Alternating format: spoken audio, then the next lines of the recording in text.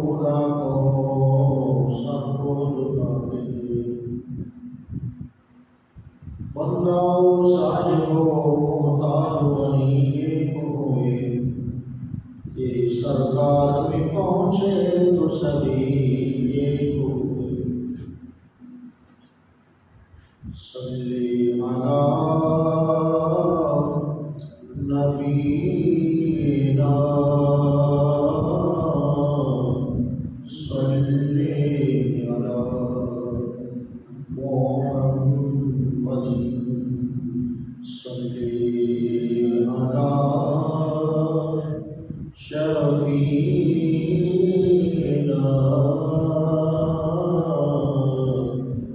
صلی علی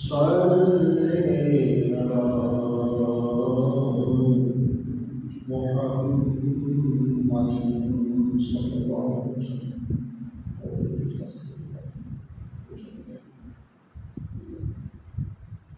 تیری ادائے حق، تیری رسائے حق، وحی خدا تیرا کلام تجھ پہ درود اور سلام۔ صلی علی نبینا صلی علی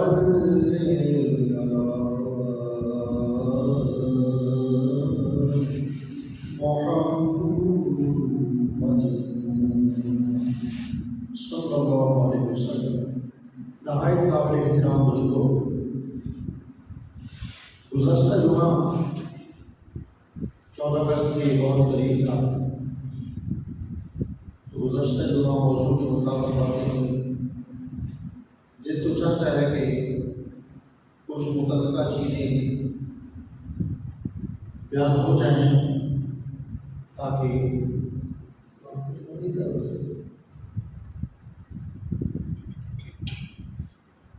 ہماری نئی نسل کو رہنمائی حاصل ہو، ہمیں اللہ کی اس نعمت پاکستان کا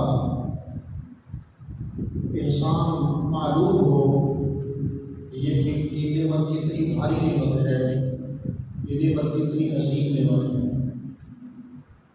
حضرات جی وقار اللہ کے پاک نبیوں نے بھی اللہ کی راہ میں جہاد کیے، ملک بنائے، اللہ تعالیٰ کے احکام کو نافذ فرمایا، اور معاشی پہلے پوری معاشی میں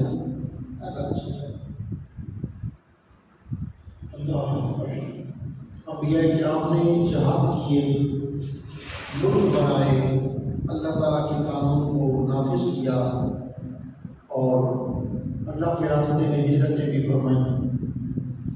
یہ سب کچھ سید عالم صلی اللہ علیہ وسلم کی ذات پاک تک آیا، اور قرآن مجید میں بھی جہاد کی کتنی ہی آیتیں ہیں اور ہجرت کی کتنی ہی آیتیں ہیں جس میں حکم ہوا کہ تم جہاد کرو، تم اللہ تعالیٰ کے راستے میں ہجرت کرو، فی سبیل اللہ جہاد کرو، اپنے نفس کے ساتھ بھی، اپنے اموال کے ساتھ بھی۔ چند آیتیں بطور تبرک میں آپ حضرات کی خدمت میں عرض کروں گا، جس میں اللہ رب العالمین نے اپنے پیارے محبوب سید عالم محمد رسول اللہ صلی اللہ علیہ وسلم کو اور آپ کے ماننے والوں کو خصوصی طور پر حکم دیا، تم ہجرت بھی کرو اور جہاد بھی کرو۔ یاد رہے کہ اللہ تعالیٰ کے پاک رسولوں اور نبیوں میں حضرت سیدنا داؤد علیہ السلام، سلیمان علیہ السلام، یوسف علیہ السلام اور حضرت سیدنا محمد رسول اللہ صلی اللہ علیہ وسلم نے باقاعدہ کفار کے ساتھ لڑائیاں لڑی ہیں، میدان میں اترے ہیں اپنے سپاہ لے کر، اور ہمیشہ اللہ پاک نے حق کو غلبہ عطا فرمایا ہے۔ اسی طرح اللہ تعالیٰ کے راستے میں ہجرت کرنے کے سلسلے میں اللہ تعالیٰ کی وہ پیغمبر جنہوں نے خدا تعالیٰ کی رضا اور حکم کے لیے سب سے پہلے ہجرت فرمائی وہ حضرت سیدنا ابراہیم علیہ السلام ہیں، اور آپ کے بھانجے حضرت سیدنا لوط علیہ السلام، انہوں نے اللہ تعالیٰ کے راستے میں سب سے پہلے ہجرت فرمائی، جہاد بھی اور ہجرت بھی۔ ان کے علاوہ حضرت سیدنا موسیٰ علیہ السلام نے بھی ہجرت فرمائی ہے، مصر سے فلسطین، فلسطین سے پھر واپسی، اور پھر آپ مدین تشریف لے گئے، وہاں حضرت شعیب علیہ السلام کے ساتھ ملاقات ہوئی، ان کے ہاں آپ 8-10 سال مقیم رہے، اور پھر اللہ پاک نے فرمایا اذهب إلى فرعون إنه طغى، آپ پھر چلے جائیں، اور یہ باقی اور باقی ہو چکا ہے فرعون، اس لیے اس کی سرخوبی کے لیے آپ جہاد کریں، آپ کوشش فرمائیں میرے بندوں کو ان کی غلامی سے اور چنگل سے نکالیں۔ اسی طرح سیدنا محمد رسول اللہ صلی اللہ علیہ وسلم کو اللہ تعالیٰ نے اس جہان میں مبعوث فرمایا تاکہ غلامی ختم ہو۔ آقا علیہ السلام کے بارے میں فرمایا الاغلال التي كانت عليهم، یہ محمد مصطفیٰ اور زمان پیغمبر صلی اللہ علیہ وسلم تشریف لا کر انسانیت کے گلے میں جو غلامی کے طور پر زنجیریں ہیں، یہ محمد مصطفیٰ ان زنجیروں کو توڑ دیں گے اور خلق خدا کو ظالموں کے چنگل سے آزاد کروائیں گے، اور آزادی کی نعمت سے خلق خدا کو مالا مال فرما دیں گے۔ میرے سامنے سورہ انفال ہے، سورہ انفال کا آخری حصہ جو 10ویں پارے میں ہے۔ اللہ رب العالمین نے صرف ایک رکوع میں، سورہ انفال کے آخری رکوع میں جہاد اور ہجرت کو کتنی بار ذکر کروا دیا ہے۔ فرمایا پیارے حبیب صلی اللہ علیہ وسلم یا ایھا النبی حرض المؤمنین علی القتال، اے پیارے حبیب صلی اللہ علیہ وسلم اپنی امت کو جہاد کا شوق دلاؤ۔ یہاں منسوخ ہونے کا کوئی تصور نہیں ہے، جہاد کا شوق دلاؤ صلی اللہ علیہ وسلم۔ اور اس سے پہلے فرمایا وَأَعِدُّوا لَهُم مَّا اسْتَطَعْتُم مِّن قُوَّةٍ، مَا اسْتَطَعْتُم، جو بھی تمہیں طاقتور پڑے کفار کے لیے وہ تیار کرو، یعنی ایک غلیل سے لے کر ایک تیر سے لے کر ایٹم بم تک جو کچھ تمہیں میسر ہو، جو کچھ تم تیار کر سکتے ہو کفار کے لیے تیار کرو۔ اور پھر فرمایا اے نبی صلی اللہ علیہ وسلم اپنے ماننے والوں کو جہاد کی ترغیب دو، جہاد کی تشویق دلاؤ، شوق دلاؤ، تاکہ یہ تو شوق اسی طرح ہوگا کہ نبی پاک صلی اللہ علیہ وسلم کو جہاد فرمائیں گے تو جہاد کرنا سنت بنے گا۔ آقا علیہ السلام نے مجاہدین کے جو فضائل بیان فرمائے تاکہ شوق بڑھے۔ نبی پاک صلی اللہ علیہ وسلم نے فرمایا بھارت قدماہ فی سبیل اللہ فقد حرم اللہ علیہ النار، اللہ تعالیٰ کے راستے میں جو نکلا اور اس کے پاؤں گرد آلود ہو گئے، اس کے پاؤں گرد آلود ہو گئے تو اللہ تعالیٰ اس شخص پر دوزخ کی آگ حرام فرما دے۔ جب مجاہد فی سبیل اللہ نکلتا ہے میدان جہاد میں تو اللہ تعالیٰ کے فرشتے ان کی مغفرت کی دعائیں کرتے ہیں، ان کی بلندی درجات کے لیے اللہ تعالیٰ کے حضور وہ دعائیں کرتے ہیں کہ اللہ ان کے درجات کو بلند فرما، ان کی گناہوں کو معاف فرما۔ اور سورہ انفال کی آخری رکوع سے ہم چند چیزیں لیں گے تاکہ خیر و برکت نصیب ہو، اور دیکھنا ہے کہ جہاد اور ہجرت قیام پاکستان میں بھی یہی ہوا۔ پہلے جہاد ہوا سن 1857 میں، جنگ آزادی، وہ ناکام ہوئی یا کامیاب ہوئی، تاریخ کہے گی کہ وہ ناکام ہو گئی اور انگریزوں کا غلبہ ہو گیا اور پھر وہ 100 سال یہاں حکومت کرتے رہے۔ لیکن میں عرض کرتا ہوں کہ مسلمان کا کوئی حال بھی ناکامی کی طرف نہیں ہوتا، مسلمان کو کھانا مل جائے تو رج رج کے کھا لے تو اسے عید کہتے ہیں، اور اگر مسلمان کو کھانے کے لیے کچھ میسر نہ ہو تو اس کو روزہ کہتے ہیں۔ یہی کچھ صورتحال ہے میدان میں۔ اگر ظاہری طور پر شکست ہو جائے تو کوئی بات نہیں، اللہ کے راستے میں تو چلے ہیں نا۔ رسول اللہ علیہ السلام غزوہ خندق جب خندق کھول رہے تھے، آقا علیہ السلام کی انگلی مبارک پر کٹ آ گیا اور ظاہر ہے کہ خون جاری ہو گیا، تو آقا علیہ السلام اپنی انگلی کو یوں تھام کے انگلی سے باتیں کر رہے تھے، یا اس بری ماں دبی کی وفی سبیل اللہ ماں لگی کی، اے میری انگلی کیوں خون کے آنسو کیوں رو رہی ہے؟ تجھے تکلیف ہوئی ہے نا، گھبرانا، جو تکلیف ہوئی ہے اللہ کے راستے میں ہوئی ہے، تو اللہ کے راستے میں جی انگلی کا ٹپکنا، آنسوؤں کا برسنا، یہ صدقہ اتر جانا، یہ مومن کی معراج ہے، مومن کی ناکامی نہیں ہے۔ اللہ رب العالمین کے ساتھ فرماتا ہے ان الذین آمنوا وہاجروا وجاہدوا بأموالہم وأنفسہم فی سبیل اللہ، بے شک وہ لوگ جو ایمان لائے انہوں نے ہجرت کی اور جہاد کیا اپنے اموال کے ساتھ اور اپنے نفوس کے ساتھ اللہ تعالیٰ کے راستے میں۔ اب یہ آیت ہے، آگے بھی احکام ہیں، اس سے آگے ارشاد فرمایا والذین آمنوا وہاجروا وجاہدوا فی سبیل اللہ، وہی الفاظ ہیں، اور وہ لوگ جو ایمان لائے اور انہوں نے ہجرت کی اور اللہ تعالیٰ کے راستے میں جہاد کیا۔ فرمایا اولئک ھم المؤمنون حقا، میں خدا کہہ رہا ہوں ایمان لانے والے، ہجرت کرنے والے، جہاد کرنے والے اللہ تعالیٰ کے راستے میں خود خدا ان کے ایمان کی گواہی دے رہا ہوں، اولئک ھم المؤمنون حقا، یہ سچے مومن ہیں، لہم مغفرۃ ورزق کریم، ان کے لیے بخشش ہے اور عزت کی روزی ہے۔ اب یہی مضمون اگلی آیت میں پھر آیا والذین آمنوا من بعد وہاجروا وجاہدوا معکم، اور وہ لوگ جو ایمان لائے اس کے بعد انہوں نے ہجرت بھی کی اور اے محمد صلی اللہ علیہ وسلم آپ کے ساتھ مل کر کفار سے جہاد بھی کیا ہے۔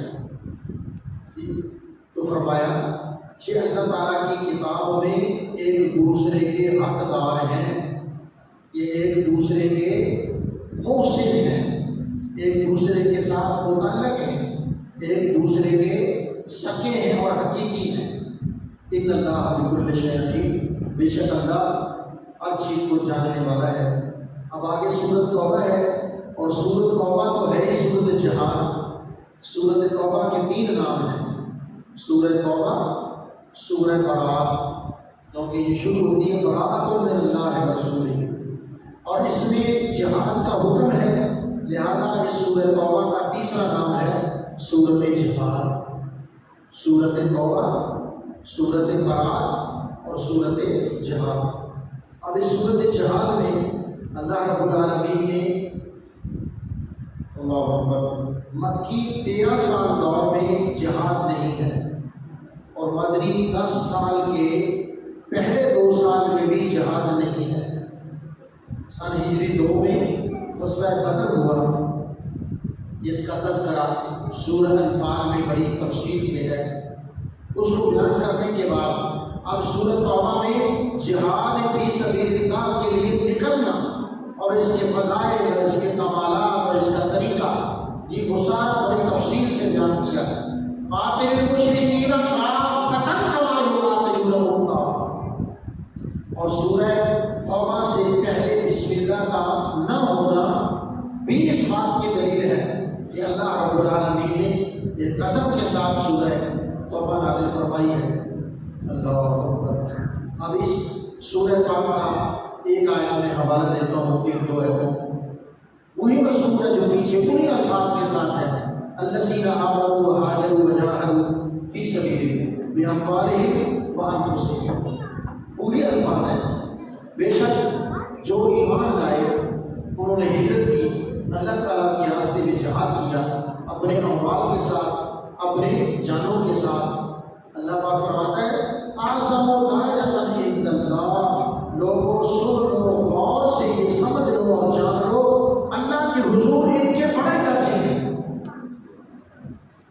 مہاجرین کے، مجاہدین کے، اعظم درجات عند اللہ، اللہ تعالیٰ کے حضور ان کے بڑے بھاری درجے ہیں۔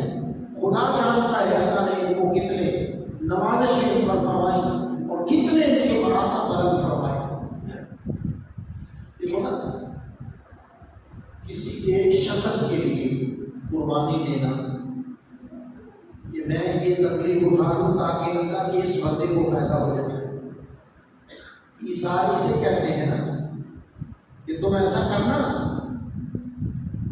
دیے کی بتی درست کرنے کے بہانے یہ بجھا دینا۔ یاد آ گیا؟ دیے کی بتی درست کرنے کے بہانے اس کو بجھا دینا، پھر اگلی کاروائی میں جانوں، میرا مہمان جانے۔ مہمان کھاتا رہا اور وہ صحابی رسول اللہ انصاری تھا، وہ کھانے کی منہ سے خالی آواز بناتا رہا کہ میرا میزبان بھی میرے ساتھ کھانے میں شامل ہے۔ وہ کھانے کی آواز بناتا رہا اور رات تو گزر گئی۔ جب فجر کی نماز ہوئی مسجد نبوی میں تو رسول اللہ صلی اللہ علیہ وسلم نے فرمایا وہ کہاں ہے اللہ کا پاک بندہ جس نے اللہ کی مہمان نوازی کی۔ انصاری حاضر ہوا کہ مجھ سے کوئی غلطی نہ ہو گئی ہو، خدمت میں کوئی کمی نہ رہ گئی ہو۔ وہ حاضر ہوا، اپنے آپ کو طے کر کے قدر درجہ سے بیٹھا۔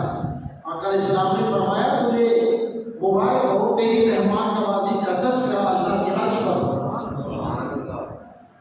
تو بھائی ایک آدمی نے ایک بندے کے لیے اگر قربانی دی ہے تو اس کا کتنا مقام ہے۔ آپ نے یہ بھی حدیث بات سنی ہوگی، اللہ پاک فرمائے گا کہ تیرے حساب سے ایک نیکی کم ہے، جا میدان حشر میں کسی سے ایک نیکی لے لیا۔ یہ حدیث آپ نے سنی ہے۔ ایک بندے کا ایک بندے سے معاملہ ہے، جا اپنی نیکی لے آؤ میدان حشر سے کسی سے کام کے نیکی۔ اور ایک ہوتا ہے اللہ کا بندہ، وہ پھر رہا ہوتا ہے، تو کیسے بھائی ہو جایا؟ وہ کہتا ہے بات یہ ہو رہی ہے کہ نصاب پورا نہیں ہوا، میرے نصاب سے ایک نیکی کم ہے، اگر ایک نیکی میں زندگی میں کر لیتا، کوئی نیکی کر لیتا، کوئی نیکی، یعنی نیکی کرنا تو کیا، نیکی کی نیت کر لینا بھی تو نیکی ہے نا۔ میں کوئی نیکی کر لیتا، حتیٰ کہ نیکی کی نیت کر لیتا تو یہ بھی تو نیکی ہے نا، تو میرا نصاب آج پورا ہوا۔ اللہ پاک نے پھر بھی مہربانی کی ہے مجھ پر، مجھے مہلت دیتی ہے کہ تو ایک نیکی لے آ، میرا نصاب پورا ہو جائے تو ہم تجھے جنت میں داخل کر دیں گے۔ سبحان اللہ۔ اب میں ڈھونڈ رہا ہوں بھائی آج کے دن ایک نیکی کتنی مہنگی ہے، کون دے گا آج نیکی؟ وہ کہنے لگا میں یار تجھے نیکی دیتا ہوں، تیری تو ایک نیکی کم ہے، میری جھکے میں ہے ہی ایک، وہ میرے پاس ہے ہی ایک، چلو یار تیرا تو کام بنے، جا لے جا میری نیکی۔ وہ بندہ ہوا اللہ تعالیٰ کے حضور پہنچے گا، اللہ پاک فرمایا بڑا خوش ہے، اس طرح تو نیکی کوئی بھی نہیں دیتا۔ یا اللہ تیرے بندے بڑے بڑے ہیں، تیرے بندے بڑے بڑے ہیں، تیرے بندوں میں سے ایک دل نے مجھے اپنی ایک نیکی دے دی ہے۔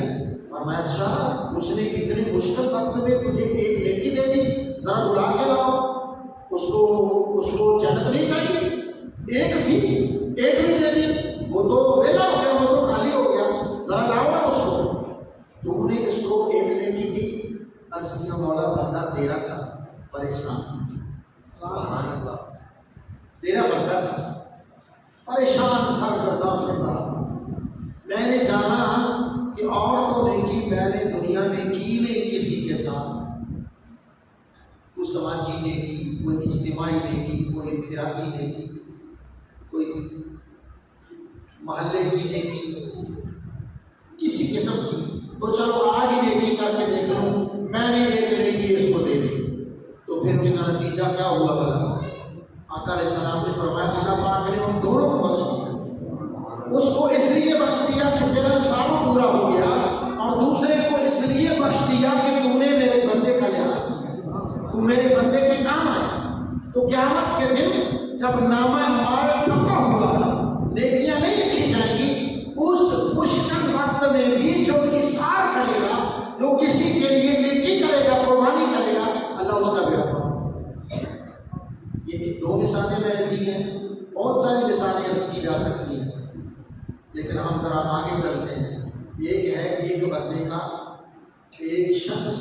قربانی دینا، اور پاکستان کی جو جنگ تھی 1857 کی جنگ آزادی تھی، یا 14 اگست کے ساتھ مسلمانوں کی ہندوستان سے پاکستان کی طرف ہجرت کی، یہ ایک بندے سے تعلق نہیں تھا، یہ خدا کے سارے بندوں کا خدا سے تعلق تھا، خدا کی محبت کے لیے، خدا کی رضا کے لیے ایک ملک چاہیے جس میں ہم اذان پڑھ سکیں۔ ہمیں یہ لوگ اذان نہیں پڑھنے دیتے، ہمیں گائے کی قربانی نہیں کرنے دیتے، ہمیں اپنے میت دفن نہیں کرنے دیتے، نماز کے وقت یہ تالیاں بجاتے ہیں اور شور کرتے ہیں اور شرط بجاتے ہیں لا تسمعوا لهذا القرآن والغوا فیہ لعلکم تغلبون۔ مکے کے کافر بھی یہی کہا کرتے تھے کہ لوگوں جب محمد یہ قرآن پڑھے نماز میں تم شور کیا کرو، تالیاں اور سیٹیاں بجایا کرو، تاکہ محمد کی آواز پر تمہاری آواز غالب آ جائے۔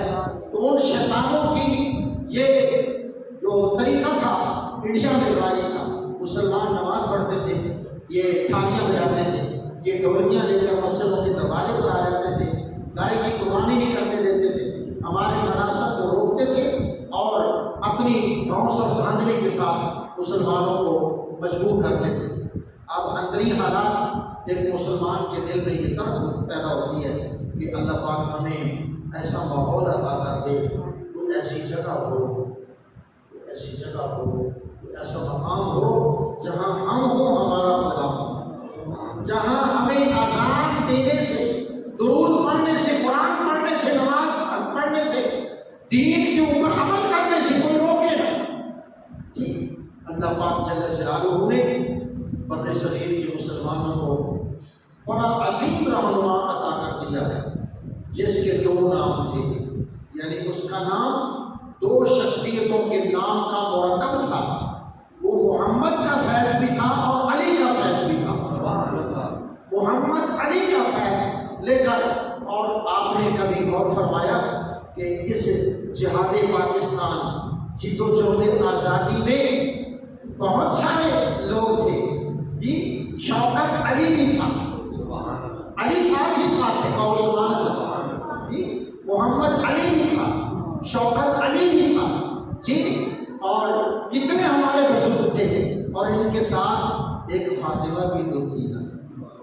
یہ نام کیسے پیارے ہیں، یہ وہی آل رسول کے نام ہیں، محمد ہے، علی ہے، فاطمہ ہے جی، ان کا فیض تھا کہ الحمدللہ۔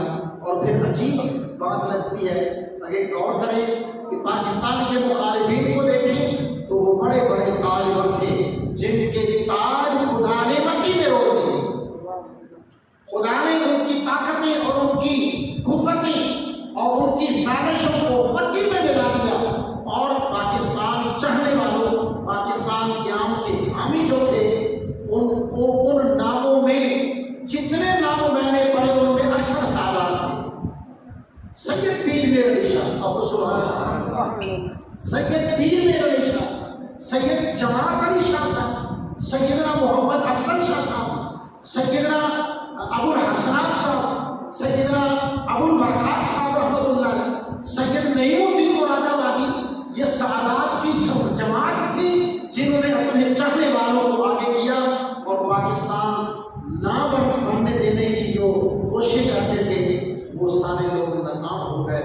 اب میں اگر بطور تورک کہوں گا یہ کس کا نام دوں اس کو، میرے نام پاس نام نہیں ہے کہ میں آپ حضرات کو اور نئی نسلوں کو، ان بچوں کو بتانے کے لیے کہ وہاں پاکستان کے مخالفین میں بڑے بڑے سردار تھے، بڑے بڑے نظاری اور بخاری تھے، بڑے بڑے پاکوانی تھے، بڑے بڑے دلتانے تھے، سمجھ آ گئی، بڑے بڑے دلتانے تھے۔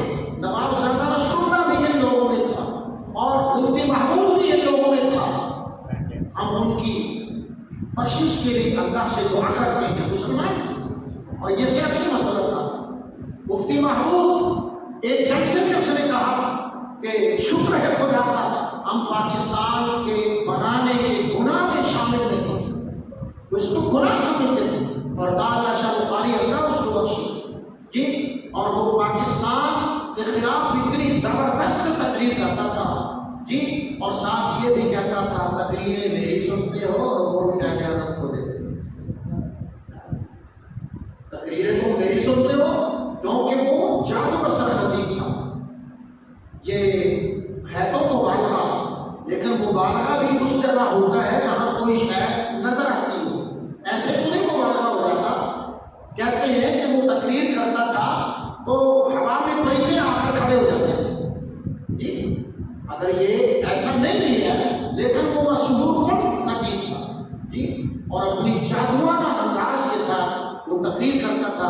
بعد میں کہتا تھا مجھے پتہ ہے تقریریں تو میری سمجھے اور کیا ووٹ تو قائد اعظم کو دو گے۔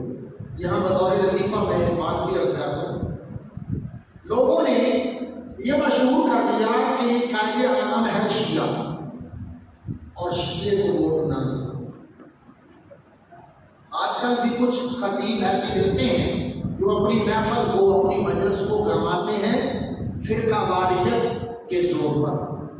جی، فرقہ واریت کریں گے تو ان کی محفل بچے گی، لوگ وعدہ کریں گے، اور اگر سیدھی سیدھی بات کریں گے حکیم الصلاۃ وآتوا الزکاۃ وارکعوا مع الراکعین، تو وہ سمجھتے ہیں کہ شاید تقریر میں جان نہیں ہے۔ وہ تقریر کو شاندار اور جاندار کرنے کے لیے کسی کو کافر کہا، کسی کو بدعتی کہا، کسی کو مرتد کہا، کسی کو جہنمی کہا، پھر نام لگوا دیا، پھر اٹھ کھڑے ہوئے، میں بھی اٹھ کھڑا، تم بھی اٹھ کھڑے، اس طرح کرنا کریں۔ تو اسی انداز میں کیا میں پاکستان کے وقت بھی کچھ لوگ تھے جنہوں نے فرقہ واریت کے عنصر کو ہوا دینا چاہا کہ ہم کیوں نہ یہ کہیں کہ وہ چلا تو وہ نہ ہو کیونکہ یہ شیعہ ہے۔ آخر وہ بھی تو محمد علی تھا، سبحان اللہ، آخر وہ بھی تو قائد اعظم محمد علی جناح تھا۔ آپ نے کہا ہاں ہاں مجھ کو ووٹ نہ دینا، میں شیعہ ہوں، تو پتہ کس کو دو؟ تو نہرو کو ووٹ دو کیونکہ وہ سنی ہے۔ جی، کتنی سی بات تھی، بات سمجھ آ رہی لوگوں کو کہ یہ فرقہ واریت کی بنا پر پاکستان نہیں بن رہا۔ یہ پاکستان کیوں بن رہا ہے؟ پاکستان کا مطلب کیا؟ چلو جی بولو، ویسے تکلیف ہی ہے، ویسے تکلیف ہے لیکن تھوڑی سی تکلیف کا ہو۔ پاکستان کا مطلب کیا؟ پاکستان کا مطلب کیا؟ ایک یہ نعرہ چلتا تھا اور ایک یہ نعرہ لگا کرتا تھا، لے کے رہیں گے پاکستان، بن کے رہے گا پاکستان۔ کیا نعرہ تھا؟ لے کے رہیں گے پاکستان، بن کے رہے گا۔ بھائی آخر کیوں بنے گا؟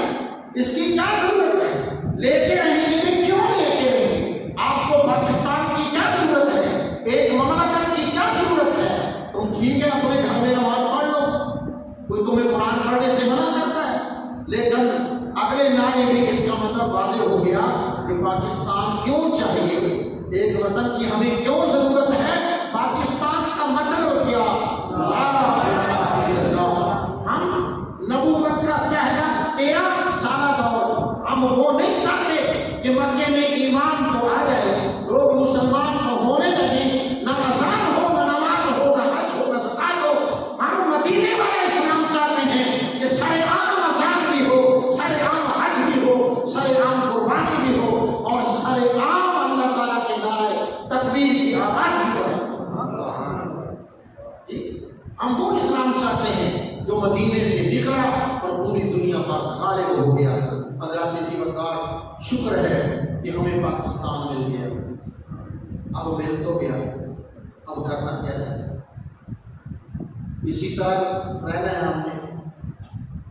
اللہ پاک نے بھینس دے دی ہے، 10 سال کے بعد ہمارے قلعے پر بھینس آ گئی ہے جو صبح بھی 7 کلو لیتی ہے اور شام کو بھی، تو بس بھینس کا قلعے پر آ جانا کافی ہے، نہ اس کو پانی پلاؤ، نہ اس کو چارہ کھلاؤ، نہ اس کا دودھ نکالو، نہ گرمی سردی کا لحاظ، نہ اس کی کوئی دوائی کا لحاظ، نہ اس کی کوئی خوراک کا خیال۔ بھائی آ تو گئی، نعمت تو مل گئی، اب پاکستان کو سنبھالنا بھی تو ہے نا۔